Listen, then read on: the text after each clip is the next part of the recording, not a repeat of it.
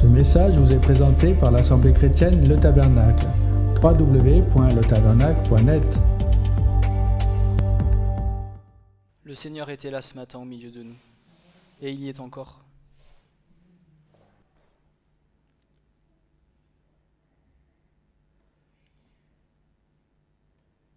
Est-ce que vos cœurs se réjouissent de louer et d'adorer votre Dieu ?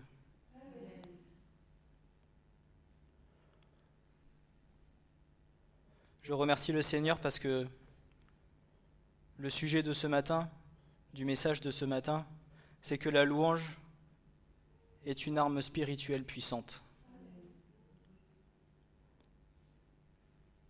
Parfois, nous ne nous en rendons pas compte, mais la louange est une arme puissante. Laissez-moi vous dire que ce matin, le Seigneur a agi dans les cœurs, à travers sa louange, à travers son adoration. Les anges sont venus, sont descendus et ont agi dans les cœurs. Sans que l'homme n'agisse, sans que l'homme ne touche, seul Christ fait.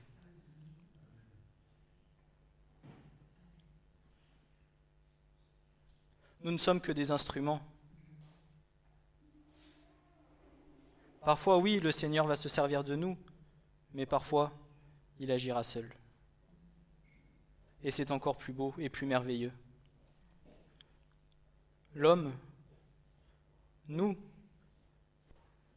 avons été créés d'une certaine manière, nous avons été formés d'une certaine manière, nous avons été créés à l'image de Dieu. Dieu a fait bara avec nous. La création réservée pour Dieu, la création parfaite.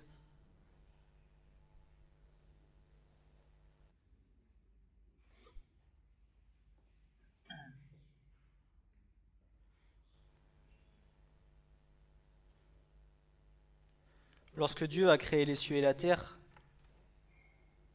pendant les 6 premiers jours, avant qu'il créa l'homme, il dit que cela était bon. Mais lorsqu'il créa l'homme, il n'a pas dit que cela était bon, il a dit que cela était très bon. Tu as été créé à l'image de Dieu.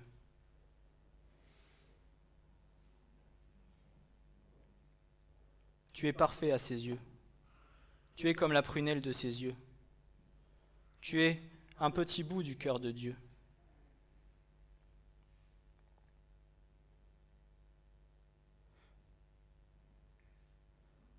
Et ce qu'il désire, plus que toute autre chose, c'est que tu reviennes à son cœur. C'est que tu reviennes au cœur du Père. Parce que même si aujourd'hui, tu penses que tu es seul, lui, il ne t'a pas abandonné. Lui, il veille encore sur toi chaque jour. Lui, il met ses anges autour de toi afin de veiller sur toi. Sache que chaque matin, lorsque tu te lèves, le souffle de vie que tu as, c'est lui qui te l'a donné.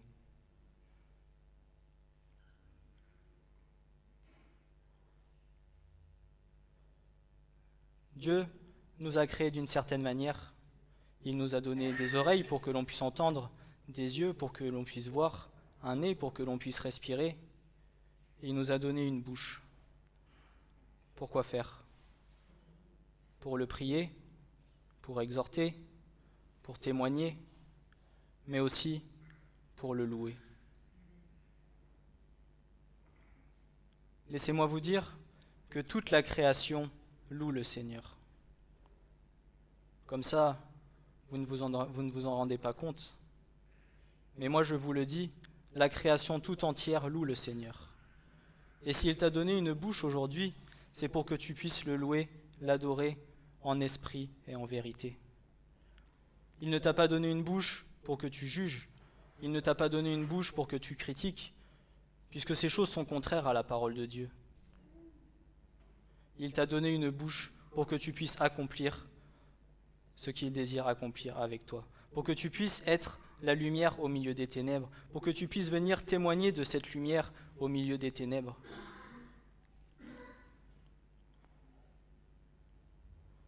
Et je ne sais pas si cela t'est déjà arrivé. Parfois, en pleine nuit, tu vas te lever pour faire peu importe ce que tu dois faire, et là, tu as des louanges qui te sortent de ta bouche.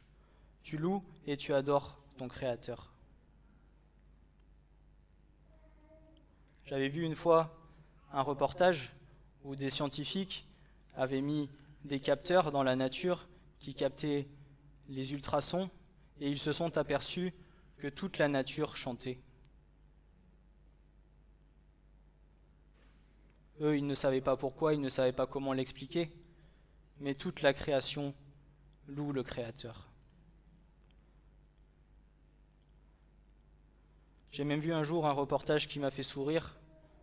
C'était dans le domaine du vin, pendant les fermentations, où il y a les levures qui vont transformer les sucres en alcool.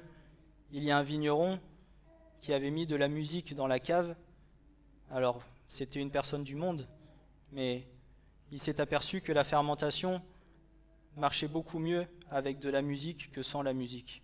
Alors je vous laisse imaginer, si vous mettiez dans cette cave de la louange et de l'adoration pour le Seigneur.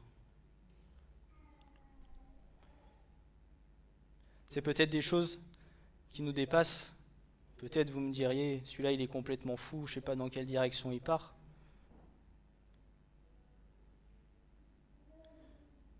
Mais sachez que nous avons été créés à l'image de Dieu pour l'honorer en tout temps et à chaque instant de nos vies.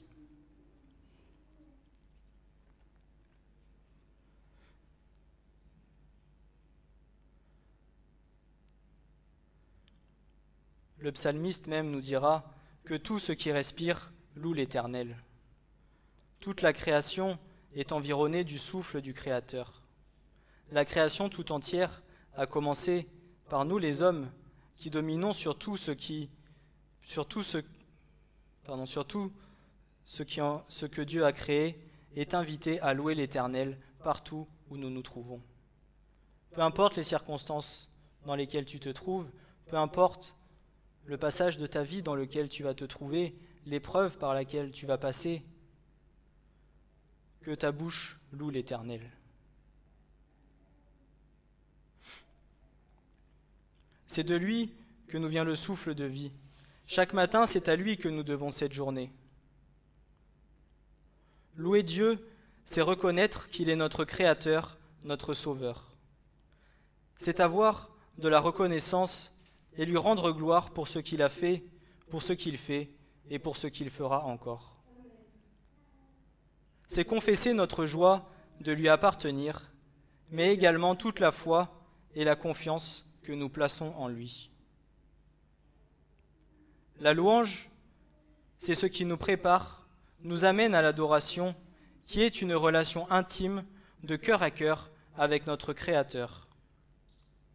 Car un enfant de Dieu, proclamant des louanges, mais où son cœur n'y est pas, l'honore en vain. Lorsque tu vas chanter des louanges au Seigneur, mais que ton cœur est éloigné de lui, alors sache que c'est en vain que tu loues l'Éternel. On en revient toujours au même. C'est une disposition de cœur que le Seigneur attend de nous. C'est pour ça que lorsque l'on vient ici, le dimanche matin ou en semaine, pour louer ou pour adorer le Seigneur, nous devons prier pour que nos cœurs soient disposés à le recevoir et à le louer. Ce peuple m'honore de mes lèvres, mais leur cœur est fort éloigné de moi. Mais ils m'honorent en vain, enseignant comme doctrine des commandements d'hommes. Le Seigneur veut que nous louons par l'esprit, pas par la chair.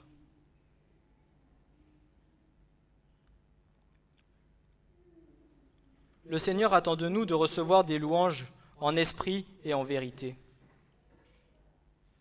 Pour faire un lien et nous rappeler ce qui a été dit dans le précédent message, la louange collective du corps local, unie du même esprit, aura un impact bien plus fort et plus puissant que dans le monde spirituel, que lorsque nous louons seuls chez nous notre Seigneur, d'où l'intérêt de faire partie du corps et non pas être en dehors du corps.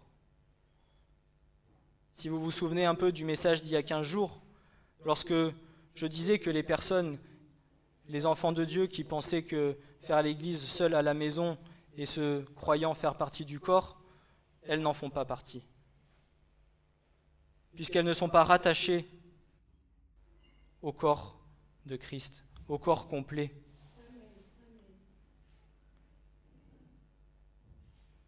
Vous voyez des moments comme ce matin, où tous nous sommes unis les uns aux autres, d'un seul et même cœur, d'un seul et même esprit, d'un seul et même amour, par l'unité qui est l'amour de Christ. Alors vous voyez combien cela est merveilleux. Vous voyez combien la présence de Dieu au milieu de nous est tellement forte. Alors je ne dis pas que Dieu ne peut pas agir dans nos maisons, bien évidemment qu'il agit. Mais c'est encore plus fort lorsque nous sommes unis ensemble. Les anges dans le ciel ne louent pas Dieu individuellement, ils le louent et l'honorent ensemble.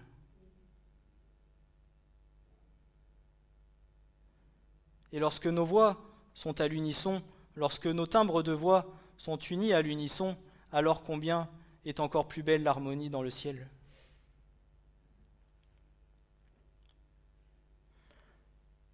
Lorsque Dieu révèle qu'une chose est parfaitement appropriée, son affirmation est aussi irrévocable qu'elle peut l'être.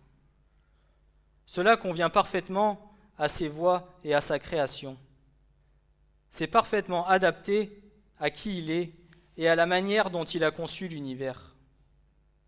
Ce qui est encore plus beau, c'est d'être en parfaite harmonie avec toute la nature divine. Il s'agit là d'une relation plus profonde que Dieu ordonne la louange en assemblée. Avant même d'être commandée, elle est merveilleusement appropriée. Elle ne devient pas belle parce qu'elle est commandée, mais elle est commandée car elle est pleinement belle, c'est-à-dire en harmonie, en symphonie parfaite avec les anges et la personne de Dieu et la façon dont il a voulu que l'homme soit créé. D'où l'importance de se rassembler pour louer et adorer ensemble notre Créateur.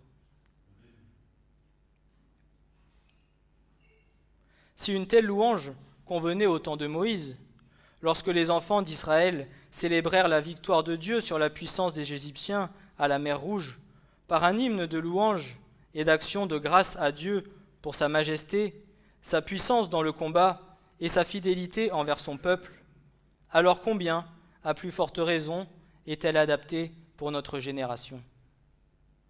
Lorsque Moïse a fait sortir le peuple d'Égypte, qu'il a traversé la mer Rouge, que Dieu a ouvert la mer, alors des chants de joie et des louanges sont sortis de la bouche du peuple israélien, afin de louer, d'honorer et de rendre gloire à celui qui les avait sauvés. Nous qui avons eu une révélation d'autant plus complète de la gloire de Dieu, qui a été manifestée en Christ, crucifié, mort et ressuscité à la gloire de Dieu le Père, celui pour qui nous sommes ici ce matin et que nous voulons glorifier de tout notre cœur. La délivrance de l'Égypte préfigure et prophétise la victoire du peuple de Dieu, nous, notre génération sur Satan, ses principautés, l'Antichrist qui prépare sa manifestation dans cette fin des jours, à tel point que l'un des cantiques chantés par les rachetés est appelé le cantique de Moïse. Dans l'Apocalypse 15, au versets 1 à 6, il est dit « Et je vis dans le ciel un autre signe, grand et merveilleux, 7 anges ayant 7 plaies, les dernières, car en elles le courroux de Dieu est consommé. Et je vis comme une mer de verre, mêlée de feu, et ceux qui avaient remporté la victoire sur la bête et sur son image, et sur le nombre de son nom, se tenant debout sur la mer de verre, ayant des harpes de Dieu. Et ils chantent le cantique de Moïse, esclave de Dieu, et le cantique de l'agneau disant « Grandes et merveilleuses sont tes œuvres, Seigneur Dieu Tout-Puissant. Justes et véritables sont tes voies, ô Roi des nations. Qui ne craindrait, Seigneur, qui ne glorifierait ton nom, car seul tu es saint. Car toutes les nations viendront et se prosterneront devant toi, parce que tes faits justes ont été manifestés. Et après ces choses, je vis, et le temple du tabernacle du témoignage dans le ciel fut ouvert. Et les 7 anges qui avaient les 7 plaies sortirent du temple, vêtus d'un lin pur et éclatant, et saints sur leur poitrine et ceinture d'or. Est-ce que vous vous rendez compte la différence entre la période de l'Exode et la période de l'Apocalypse? Le nombre d'années qui séparent ces temps, et pourtant, le Seigneur veut que nous le louons à chaque instant. Je ne sais pas si vous connaissez ce passage, si vous connaissez le chant de Corinne Lafitte, « Grandes et merveilleuses sont toutes tes œuvres, ô Seigneur notre Dieu Tout-Puissant ». Vous savez, ce matin, je faisais la constatation dans ma vie où je me disais, Seigneur, lorsque tu es venu toucher ma vie, c'est vrai que les louanges que l'on pouvait chanter, les chants que l'on pouvait chanter, avaient parfois plus tendance à ressembler à des chants du monde qu'à des chants d'adoration du Seigneur.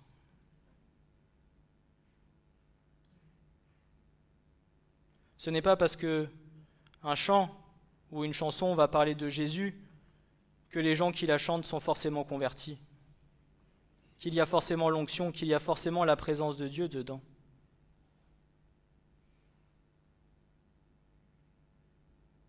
Ce qu'il faut rechercher, c'est des louanges en esprit et en vérité. Des louanges où il y a l'onction de Dieu à l'intérieur.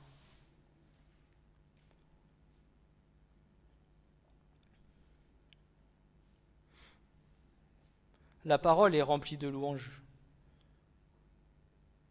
Toute la partie des psaumes est remplie de louanges.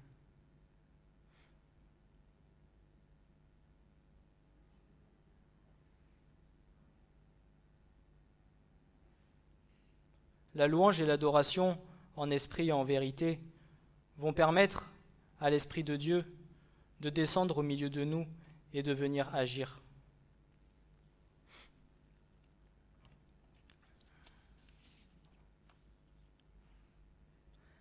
Il serait difficilement concevable que la louange en assemblée soit considérée moins appropriée pour le peuple de l'Alliance renouvelée, qui a pourtant, en Christ, une plus grande connaissance de Dieu et qui sait davantage à quel point il est digne de louange.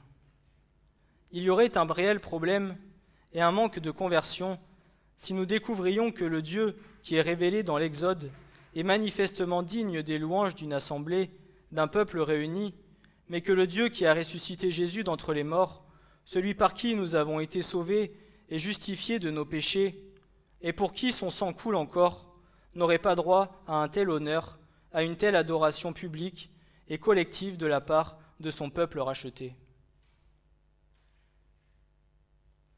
Le Dieu que le peuple israélien louait à la sortie d'Égypte est le même que celui que nous louons aujourd'hui. Cela n'a pas changé.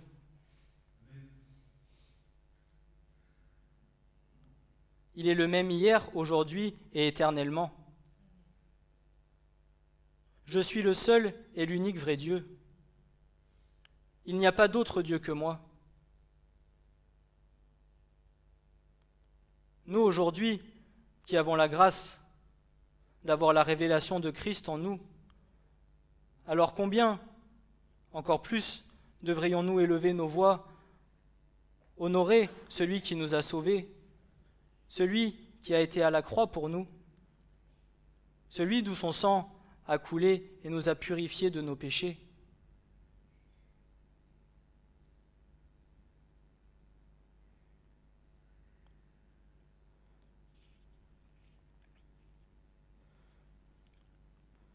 Et encore plus dans cette fin des temps, où il est dit que la connaissance augmentera, où il est dit que nous aurions encore plus de révélations sur les choses cachées de la parole. Et vous savez, lorsque le Seigneur vous révèle des choses qui sont tellement merveilleuses dans sa parole, la seule chose que vous voulez faire, c'est vous prosterner devant lui et crier à lui des louanges d'adoration pour le remercier. Tellement sa puissance est grande, tellement il est digne d'honneur et de louange.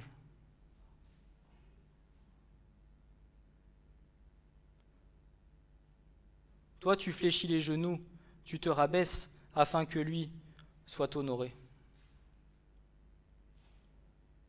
J'annoncerai ton nom à mes frères, je te louerai au milieu de la congrégation. De toi vient ma louange dans les grandes congrégations, je paierai mes vœux devant ceux qui le craignent. Les débonnaires mangeront et seront rassasiés, ceux qui cherchent l'Éternel le loueront, votre cœur vivra à toujours. Je te célébrerai dans la grande congrégation, je te louerai au milieu d'un grand peuple. Il n'a pas dit que tu le louerais seul chez toi sur ta chaise. Au milieu de la congrégation, au milieu de tes frères et sœurs, au milieu de l'assemblée.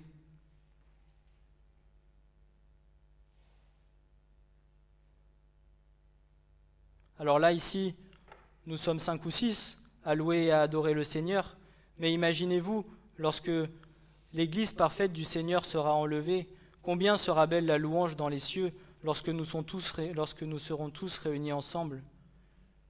Parce que vous croyez quoi? Que ferons-nous en haut dans le ciel? On ne sera pas là pour être allongé sur notre lit et faire la sieste. On sera là pour honorer notre Dieu et notre Créateur. Notre Sauveur, celui qui nous a tant aimés avant même la fondation du monde.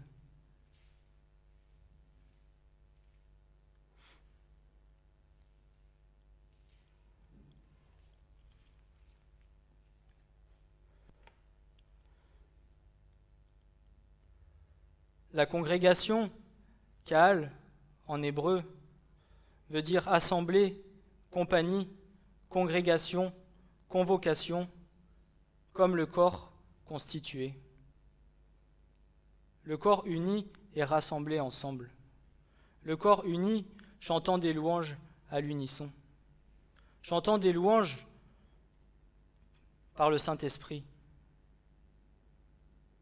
Parfois, on ne s'en rend pas compte, mais on va chanter, on va louer et adorer le Seigneur, et sans le vouloir, toutes nos voix vont être à l'unisson. Mais ça, ce n'est que l'œuvre du Saint-Esprit qui peut le faire.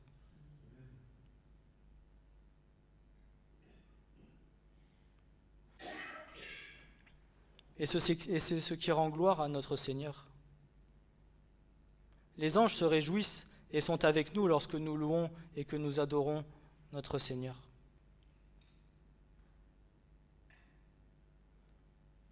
Une autre raison pour laquelle la louange au milieu de la congrégation du peuple de Dieu est appropriée, c'est que la gloire qui lui revient est encore plus grande que celle qui provient d'âmes solitaires qui l'adorent en privé. Certes, Dieu est glorifié à travers ces chrétiens dont les cœurs ont été libérés pour chérir Dieu plus que toute autre chose.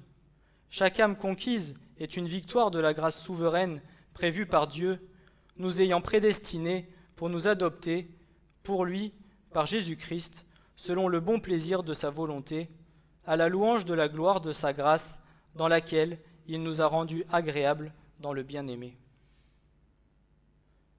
Tout bon arbre qui porte le fruit de la louange est une plantation de l'Éternel pour servir à sa gloire.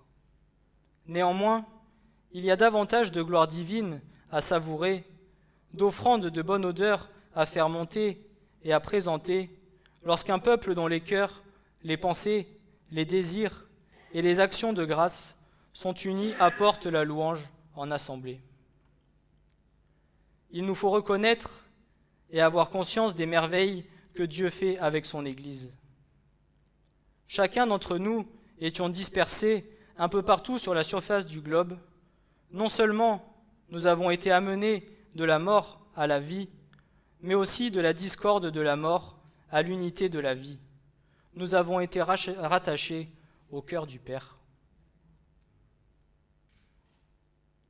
Il y a 10 ans, je ne connaissais personne ici. Il y a 10 ans, des personnes n'étaient pas là. Nous étions tous répartis à droite, à gauche, jusqu'au Canada, d'autres sur Poitiers, d'autres ici, personne ne se connaissait. Et pourtant, Dieu nous a tous ramenés au même endroit et a fait une œuvre merveilleuse avec chacun d'entre nous, et encore plus merveilleuse lorsque nous sommes unis ensemble.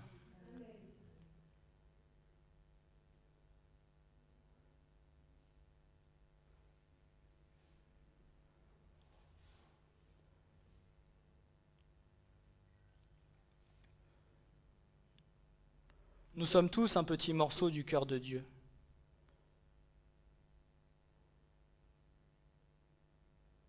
Et peut-être que si tu as encore des doutes aujourd'hui dans ton cœur, moi je te dis, ne doute pas, tu es aimé de Dieu.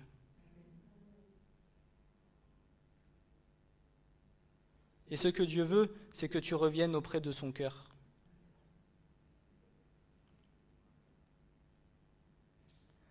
Il est donc approprié et honorable que le Seigneur reçoive les louanges unifiées du corps qu'il a lui-même formé pour son royaume, de manière à être exalté pour le grand amour dont il fait preuve, afin de créer une telle unité dans l'adoration de son Église.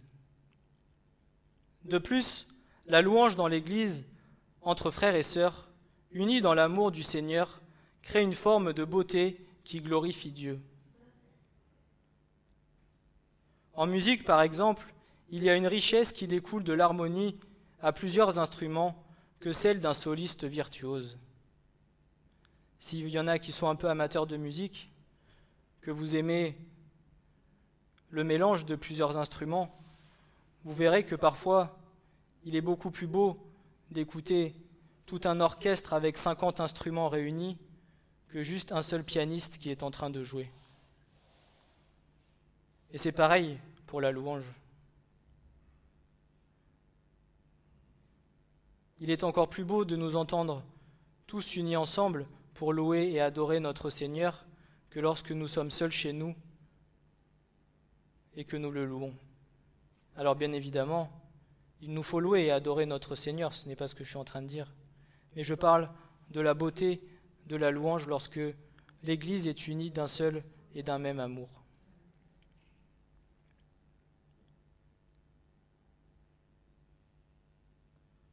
Nous ne sommes pas là pour nous juger les uns les autres. Nous ne sommes pas là pour dire que l'un chante moins bien que l'autre. Nous sommes là pour être complémentaires les uns des autres. Et peut-être que tu penses que tu chantes faux, mais lorsque l'Esprit de Dieu descend, vient et tombe sur toi, alors peut-être que tu chantes encore mieux qu'un chanteur professionnel.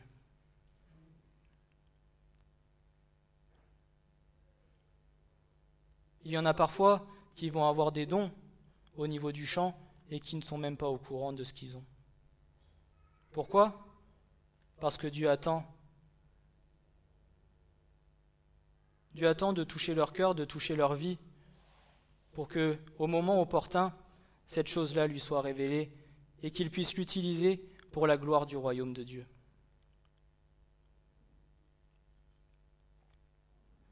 Si l'Église, les élus de Dieu, réunis ensemble par le même esprit, sont aussi appelés dans la parole corps, maison, épouse, troupeau, temple, sacerdoce, peuple, c'est que chacune de ces nominations, montre l'unité du peuple de Dieu et nous montre combien il est approprié que les enfants de Dieu se rassemblent pour louer leur Seigneur et Sauveur. Pour avoir été souverainement élevés par l'Éternel, placés à la droite du Créateur, pour avoir reçu le nom au-dessus de tout nom, Jésus-Christ, à cause de son sacrifice sur la croix, a accompli une grande œuvre à notre profit. Il est donc digne de recevoir nos louanges. Le livre de l'Apocalypse nous révèle que l'agneau est au milieu du trône et qu'il est digne de recevoir la louange. Apocalypse versets 11 et 12. « Je regarderai et j'entendis la voix de beaucoup d'anges autour du trône et des êtres vivants et des vieillards, et leur nombre était des myriades de myriades et des milliers de milliers. Ils disaient d'une voix forte, « L'agneau qui a été immolé est digne de recevoir la puissance, la richesse, la sagesse, la force, l'honneur, la gloire et la louange. Seul notre Seigneur et Sauveur est digne de recevoir notre louange.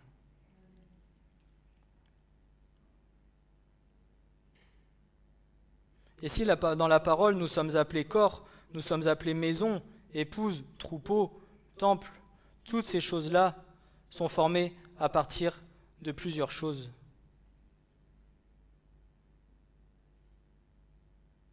Dans un troupeau, vous avez plusieurs brebis, il n'y en a pas qu'une seule. Dans le corps, vous avez plusieurs membres, vous n'en avez pas qu'un seul. Dans le temple, vous avez plusieurs serviteurs, vous n'en avez pas qu'un seul.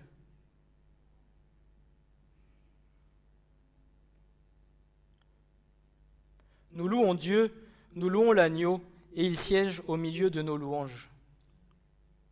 Alors oui, la louange est une expression orale très importante dans la vie d'un enfant de Dieu et de l'Église qui nous permet d'honorer notre Créateur. Une assemblée sans louange est comme éteinte, sans lumière et sans vie. Lorsque nos voix et nos louanges s'unissent à celles des anges, alors de grandes choses se passent dans le monde spirituel. Parfois, nous n'en avons pas conscience, mais la louange a une force puissante dans le monde spirituel. Souvent, nous avons tendance à penser à la prière, à penser au jeûne, mais la louange a également une puissance dans les cieux. Nous en avons été témoins ce matin. Lorsque nos voix et nos louanges s'unissent à celles des anges, alors de grandes choses se passent. N'oublions pas que la fonction principale des anges est de louer et d'adorer Dieu. Les anges constituant l'armée de Dieu ne cessent de le louer et de l'adorer sans cesse. Nous sommes unis à l'armée de Dieu. Nos voix s'unissent à l'armée de Dieu. Lorsque tu vas aller au combat, lorsque tu combats contre les forces spirituelles, ce n'est pas toi qui combats, mais c'est les anges qui combattent pour toi. L'Éternel a établi son trône dans les cieux et son royaume domine sur tout. Bénissez l'Éternel, vous, ces anges puissants en force, qui exécutez sa parole, écoutant la voix de sa parole. Bénissez l'Éternel, vous, toutes ces armées, qui êtes ses serviteurs, accomplissant son bon plaisir. Bénissez l'Éternel, vous toutes ses œuvres, dans tous les lieux de sa domination. Mon âme bénit l'Éternel. La louange est une arme spirituelle que nous avons tendance à négliger. Lorsque nous louons, nous nous connectons directement à Dieu. Nous entrons pleinement dans la reconnaissance. Tout comme la prière, au travers de la louange, le Seigneur se révèle à nous, il nous guide et nous parle. Le roi David l'avait vite compris. Le verbe louer, halal en hébreu, est présent 97 fois rien que dans les psaumes. David passait son temps à louer et à adorer le Seigneur.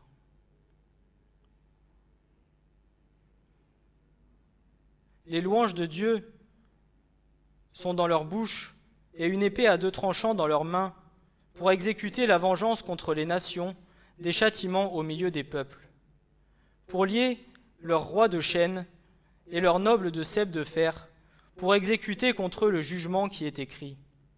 Cette gloire est pour tous ses saints, louez l'Éternel. Les louanges de Dieu dans notre bouche sont comme une épée aiguë dans notre main pour combattre nos ennemis. Notre désir de louer Dieu doit être accompagné par le désir de s'opposer de manière agressive au royaume de Satan et à toute forme de mal qui nous domine. Il nous faut prendre des positions contre les puissances du mal, vivant selon la justice et selon la foi, en prenant l'épée de l'Esprit, qui n'est autre que la parole de Dieu et que les louanges ne cessent de proclamer.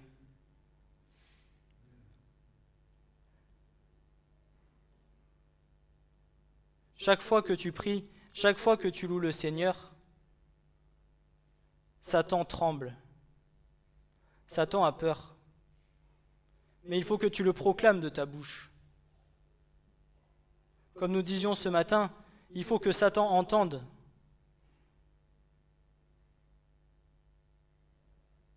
Mais c'est Christ qui combat pour toi. C'est lui qui fera toute chose.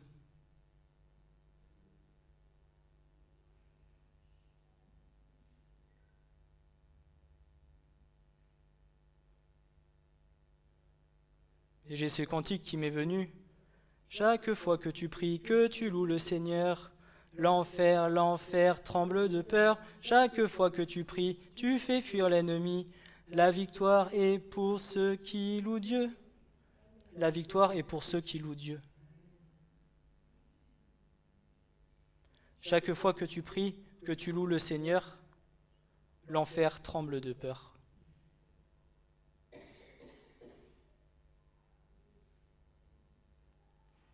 Parfois, nous aimerions être libérés de ce qui nous retient intérieurement, des chaînes, des murailles que nous avons construites nous-mêmes, des forteresses que nous nous sommes formées. Et nous disons, Seigneur, mais pourquoi est-ce que tu n'agis pas? Et sans le vouloir, tu ne te rends pas compte, mais c'est toi qui empêches l'esprit d'agir. Pourquoi? Peut-être parce que tu as des craintes, peut-être parce que tu as de l'appréhension, parce que tu ne sais pas comment tu vas maîtriser la chose, alors que pourtant le Seigneur te dit, dépose, laisse-moi faire, abandonne-toi. Ce n'est pas toi qui fais, mais c'est moi qui agis en toi.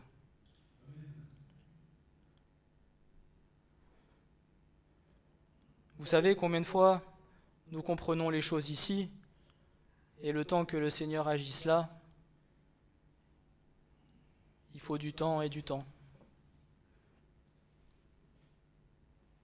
Mais le tout, c'est d'en avoir conscience. Et au moment où le Seigneur te montrera, alors tu pourras le prier, tu pourras lui rendre gloire, tu pourras l'honorer, le louer, et à ce moment-là, au moment opportun, lui, il viendra et il brisera les chaînes et fera tomber les forteresses. Mais ne doute pas de ce qu'il peut faire avec toi, parce que ce qu'il a dit, certainement aussi, il l'accomplira. Et ce qu'il veut, c'est que tu sois libre en lui.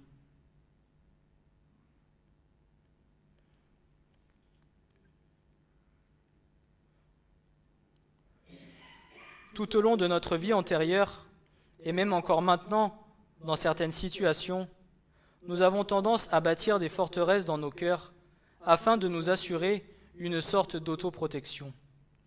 Pourtant, notre protection, c'est Christ qui nous l'accorde par son sang et par ses anges dévoués à nous garder dans tout ce que nous faisons. Dieu veut que nous fassions tomber les forteresses de nos cœurs et que tout ce qui rend captif soit brisé. La louange a cette puissance. Prenons l'exemple de Josué, par qui le son des trompettes et par les grands cris du peuple d'Israël fut tombée la muraille de Jéricho.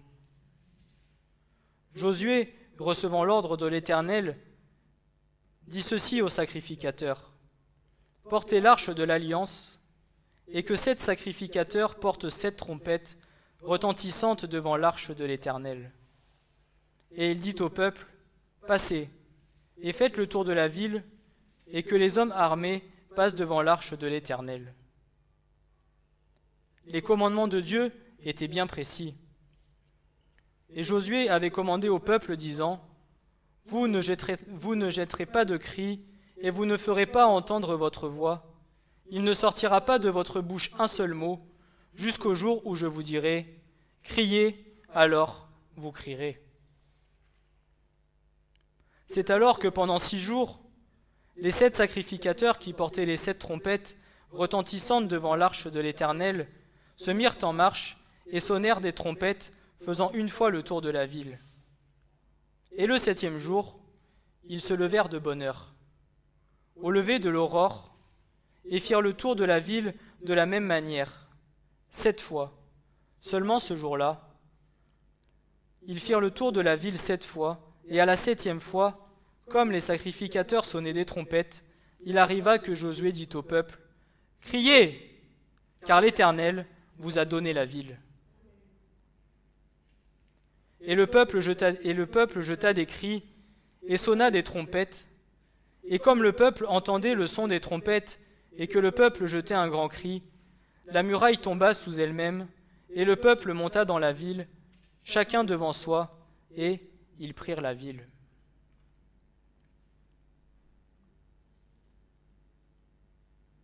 Si aujourd'hui tu as des murailles dans ton cœur, crie à l'Éternel. Crie à plein gosier, qu'il entende le son de ta voix.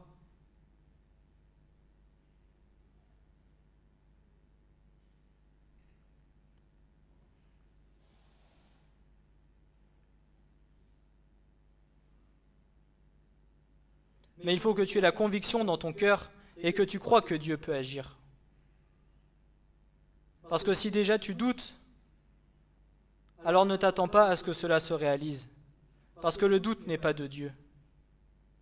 Désire-le de tout ton cœur et tu verras, le Seigneur agira.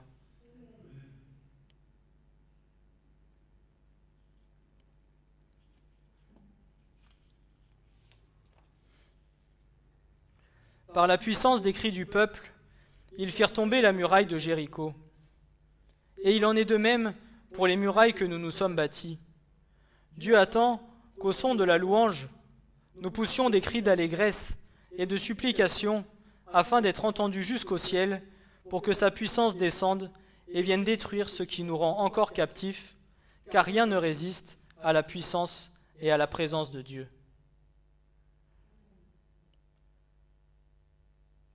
Et il y a un autre témoignage avec Paul et Silas à Philippe.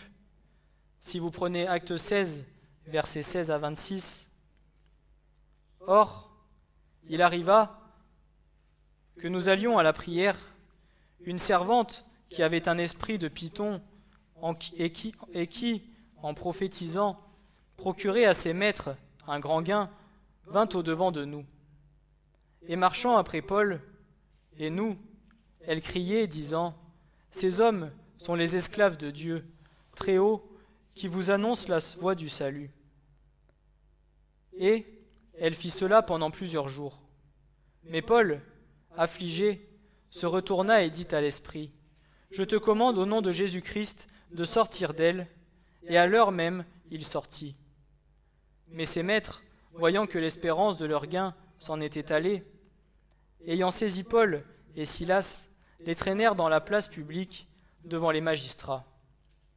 Et les ayant présentés aux prêteurs, ils dirent, « Ces hommes-ci sont juifs, mettent tout en trouble dans notre ville, et annoncent des coutumes qu'il ne nous est pas permis de recevoir ni de pratiquer, à nous qui sommes Romains. » Et la foule se leva ensemble contre eux, et les prêteurs leur ayant fait arracher leurs vêtements, donnèrent l'ordre de les fouetter.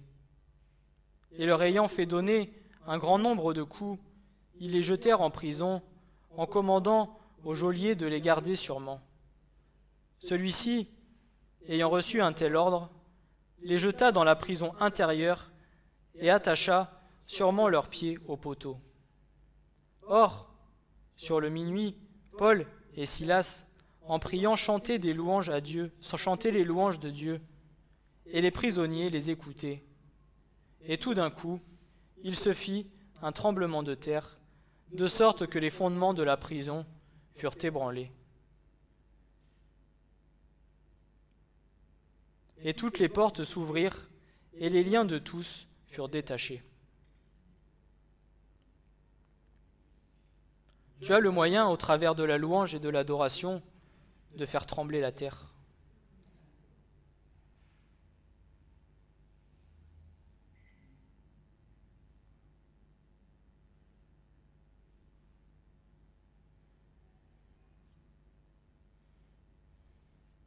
Dieu ne nous a pas laissés sans armes, parce qu'il savait ce par quoi nous allions passer.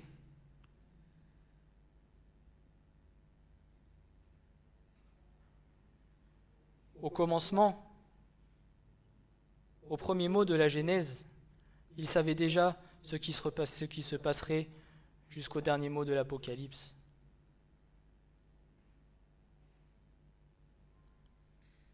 C'est ton Père, il t'a aimé de toute éternité. Il sait les combats par lesquels tu vas passer. Crois-tu qu'il t'aurait laissé sans armes, qu'il t'aurait laissé démuni, à te faire massacrer par les ennemis, seul?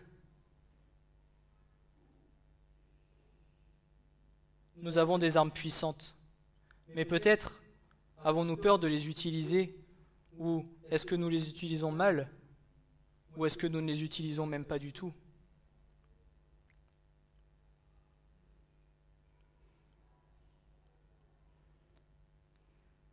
La louange est une puissance dans le combat spirituel, mais il ne faut pas négliger la puissance de Satan, qui lui aussi a organisé son combat. Bien que nous soyons vainqueurs sur lui, la parole de Dieu nous le dit, il faut nous appuyer sur l'armée de Dieu et non pas sur nos propres armes et nos propres forces. Car, en marchant dans la chair, nous ne combattons pas selon la chair, car les armes de notre guerre ne sont pas charnelles, mais puissantes par Dieu pour la destruction des forteresses, détruisant les raisonnements et toute hauteur qui s'élève contre la connaissance de Dieu, et amenant toute pensée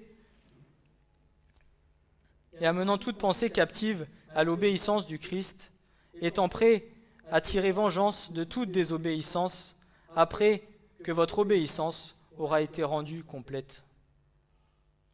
L'épée à double tranchant, c'est la parole de Dieu. Toute parole qui condamne Satan, qui proclame et consacre la victoire de Christ, et nous donne le pouvoir sur les forces des ténèbres. Mais nous ne devons pas oublier d'associer à cette arme la louange, afin que les démons voient la présence de Dieu qui est en nous et tremblent. Car ce n'est pas de toi ou de moi qu'ils auront peur, mais de la gloire de Dieu qui nous environnera. Et puisque la puissance du Dieu vivant sera au milieu de nous, les anges guerriers, avec leurs épées nues, combattront à nos côtés, et c'est alors que nous obtiendrons la victoire. L'ennemi ne peut résister aux louanges qui viennent du cœur des enfants de Dieu. Le roi David s'écriait « Loué soit l'Éternel, et je suis délivré de tous mes ennemis. »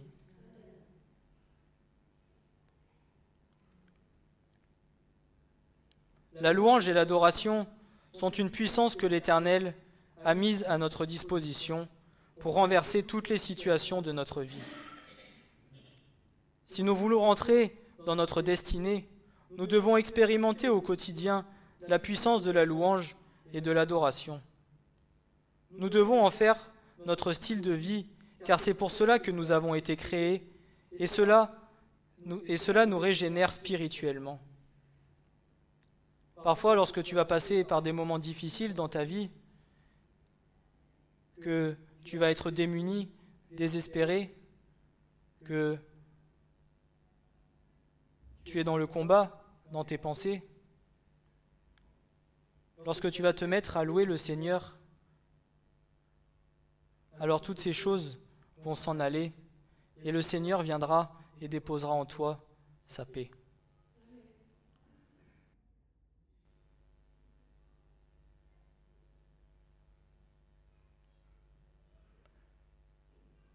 Les pensées est quelque chose contre lesquelles il est dur de combattre. C'est pour cela que le Seigneur nous dit « louez sans cesse ». Parce que lorsque tu loues le Seigneur, que tu lui rends gloire à chaque instant, alors les pensées n'ont pas le temps de venir de t'environner et de venir te tourmenter.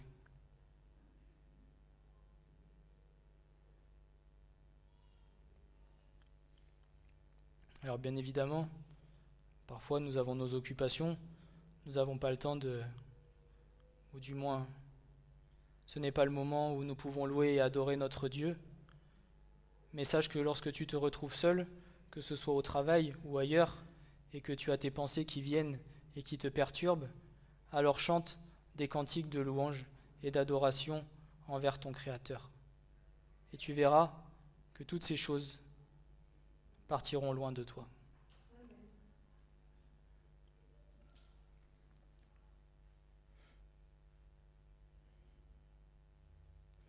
nous ne devons pas attendre seulement les jours de culte ou les heures de réunion ou les moments favorables pour louer et adorer Dieu, mais en tout temps, et ce, devant toute situation, pour avoir l'exaucement.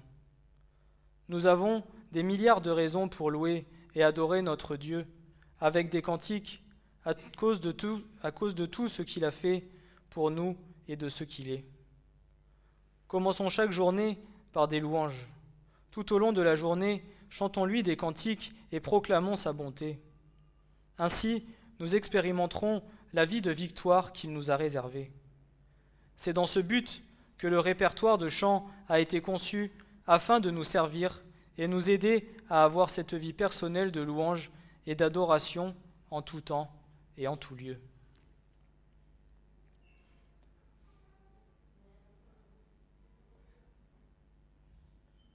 Nous devons le faire constamment parce que c'est le canal que Dieu utilise pour véhiculer sa présence.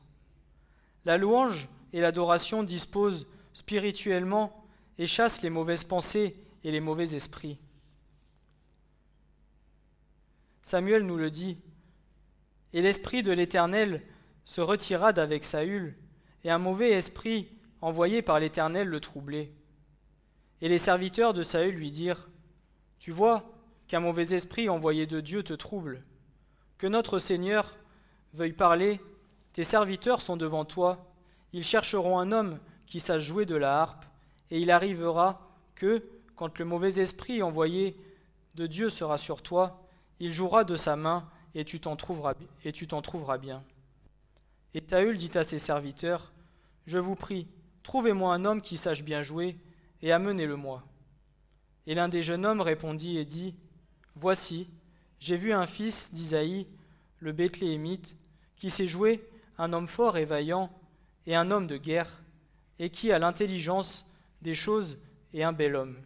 Et l'Éternel est avec lui. » Et Saül envoya des messagers à Isaïe et dit, « Envoie-moi David, ton fils qui est avec le menu bétail. » Et Isaïe prit un âne chargé de pain et une outre de vin et un chevreau et les envoya à Saül par la main de David son fils. Et David vint vers Saül et il se tint devant lui. Et Saül l'aima beaucoup et il fut porteur d'armes. Et Saül envoya vers Isaïe disant, « Que David, je te prie, se tienne devant moi, car il a trouvé grâce à mes yeux. » Et il arrivait que quand l'esprit envoyé de Dieu était sur Saül, David prenait la harpe et en jouait de sa main, et Saül était soulagé et se trouvait bien, et le mauvais esprit se retirait de dessus de lui.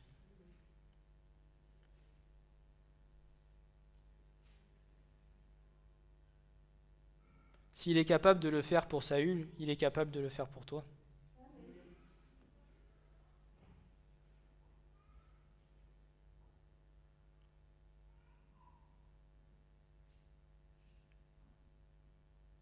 Toutes les épreuves de nos vies par lesquelles nous passons, si nous regardions bien que nous cherchons dans la parole, beaucoup sont passés par les mêmes choses que nous.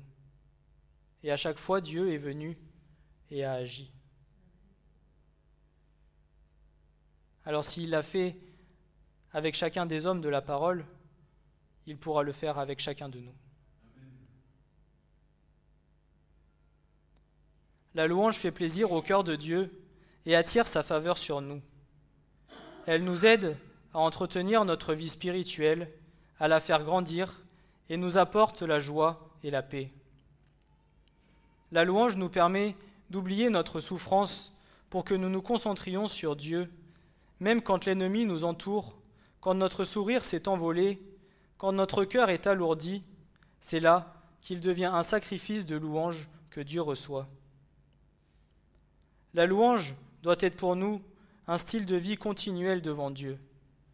Notre vie doit être un sacrifice de louange où nous ne vivons plus pour nous-mêmes, mais pour Dieu. La louange est un acte de foi.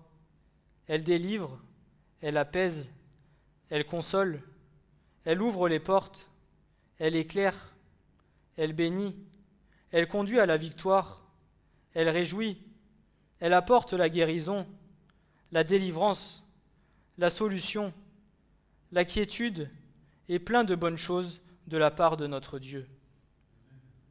Elle manifeste la puissance de Dieu dans la vie de celui qui la pratique constamment. Chantez à l'Éternel, louez l'Éternel, car il a délivré l'âme du pauvre de la main des méchants.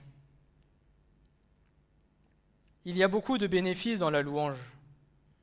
Apprenons à louer Dieu quand nous sommes en difficulté, quand nous espérons une réponse à nos prières, et nous pourrons voir sa main faire tomber les murailles de l'ennemi dans nos vies, ébranler les fondements de l'emprise du diable et ouvrir les portes de la bénédiction pour nous.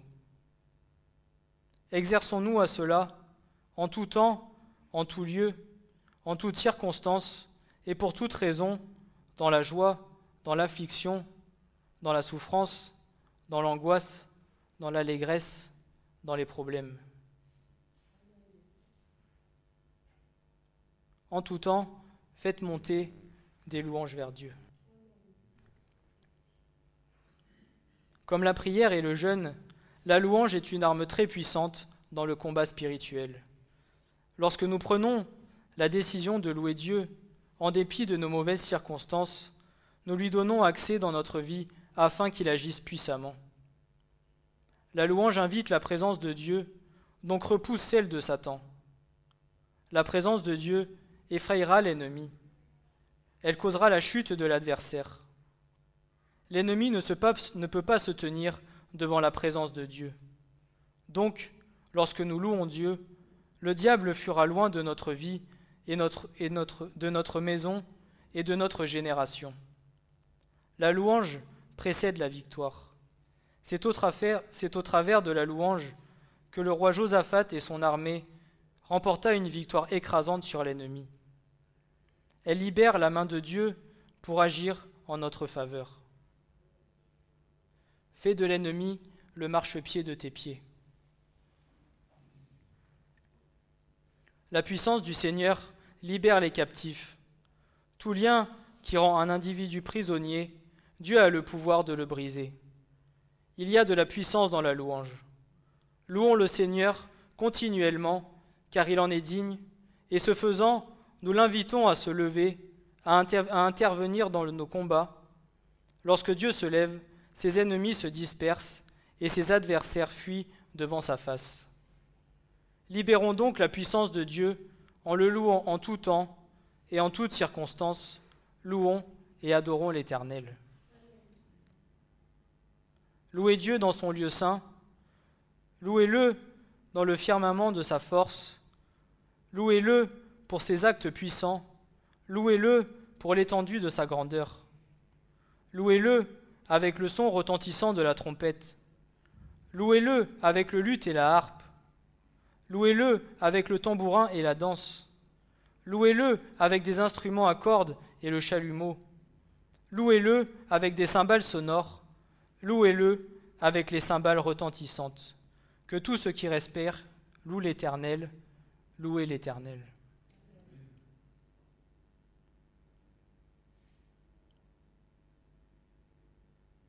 Je n'ai sûrement pas tout dit au sujet de la louange, parce que il y a sûrement encore bien plus à dire. Mais voilà, le Seigneur nous dépose certaines choses sur le cœur et nous donnons selon la bonne mesure de ce qu'il nous a révélé. Mais sachez que nous avons des armes puissantes pour gagner le combat. Et la louange en fait partie. Alors quand nous nous réunissons le vendredi, le dimanche, ensemble, pour louer et pour adorer notre Dieu, n'ayez pas peur d'ouvrir la bouche. N'ayons pas peur de proclamer ses louanges et son adoration. Parce que c'est une arme dont nous disposons.